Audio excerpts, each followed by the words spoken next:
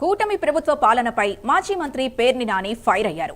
వాటాల్లో తేడాలు రావడంతో టీడీపీ నేతలే కల్తీ లిక్కర్ ని బయటపట్టుకున్నారని అన్నారు. నకిలీ మద్యం విషయంలో సీఎం చంద్రబాబు కానీ జిల్లా మంత్రులు కానీ ఎందుకు స్పందించడం లేదని ప్రశ్నించారు.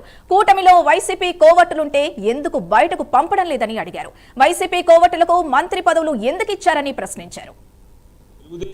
తెలుగుదేశం వాళ్ళే వాటాలు పంచుకోవడంలో తేడాలు వచ్చి పట్టించినటువంటి వైనం ఈ ఫ్యాక్టరీలు కానీ ఇవన్నీ చూస్తున్నాం. ఈ నకిలీ మద్యం ఫ్యాక్టరీలు అన్నీ కూడా పట్టుబడి వరుసనే రేపల్లె, అమలాపురం, పాలకొల్లు, ఏలూరు, పరవాడ ఇట్లా అన్ని చోట్ల టప టప టప టప టప ఫ్రాంచైజీల సెంటర్లు పట్టుకుంటే చివరి ఫ్యాక్టరీలు పట్టేసుకుంటే ఒక్కడంటే ఒకడు తేలి పుట్టిన దొంగల్లాగా సారా మంత్రి కానీ లేదా ఇది ఎక్కడైతే సరుకు దొంగ సరుకు అంటే నకిలీ మద్యం ఫ్యాక్టరీలు నకిలీ మద్యం ఫ్రాంచైజీలు పట్టుబడియో ఆ పట్టుబడిన చోట ఆ జిల్లా మంత్రి కానీ ప్రభుత్వాన్ని నడుపుతున్నటువంటి ఆ జిల్లా మంత్రి కానీ ఎవడు అసలు క్విక్ మాట్లాడట్లేదు, దాని మీద స్టేట్మెంట్ ఇవ్వట్లేదు, అసలు ఏం చర్యలు తీసుకోవాలని కూడా ఎవడో మాట్లాడతలేదు. ట్విట్టర్లోకి వచ్చి కుయ్యమని చెప్పని శబ్దం చేసేటువంటి నారా లోకేష్ పెట్ట కూడా కుయ్యమంటల.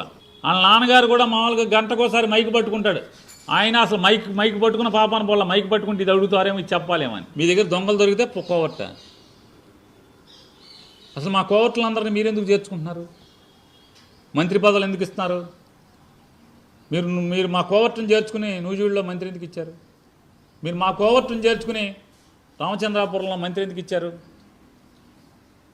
మా కోవర్టును చేర్చుకుని